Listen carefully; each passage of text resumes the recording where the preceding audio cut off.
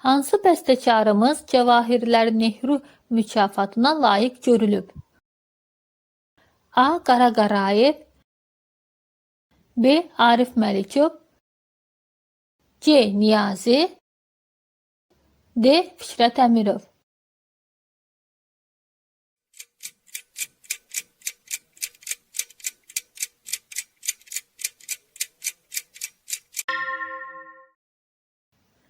Cevap C. Niyazi. İlk Türk operası Özsoy'un müəllifi kimdir? A. Osman Zeki Üngör,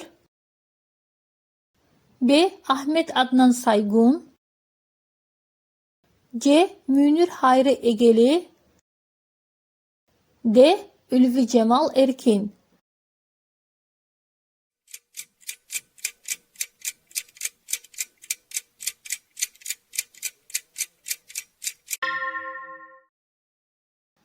Cevap B. Ahmet Adnan Saygun.